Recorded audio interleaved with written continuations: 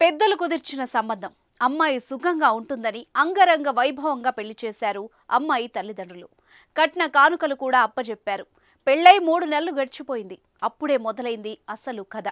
అప్పటి వరకు బాగా సాగిన వాళ్ల సంసారంలో అదనపు కట్నం వేధింపులు మొదలయ్యాయి. కొట్టారు, తిట్టారు. అన్నీ భరించింది ఆ అమ్మాయి. చివరకు తల్లిదండ్రులకు చెప్పింది. అన్నీ అవే సర్దుకుంటాయి తల్లి అంటూ సర్ది చెప్పాడు తండ్రి. అయినా వేధింపులు ఆగలేదు. అదనపు కట్నం కావాలి, విడాకులు ఇచ్చేయి, వేరే పెళ్లి చేసుకుంటా అంటూ మరింతగా వేధింపులు ఎక్కువయ్యాయి. గజం కేవలం 4,500 రూపాయలతో 165 గజాల భూమి కేవలం 8 లక్షలు మాత్రమే. తనకు న్యాయం చేయాలని ఓ భార్య తన భర్త ఇంటి ముందు నిరసనకు దిగిన ఘటన విశాఖపట్నంలోని గాజువాకలో జరిగింది.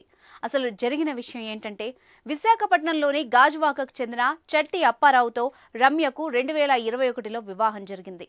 పెళ్లై 3 నెలలు బాగానే చూసుకున్నాడు భర్త అప్పారావు. తర్వాత ఏమైందో తెలియదు కానీ అదనపు కట్నం కోసం వేధింపులు స్టార్ట్ చేశాడు.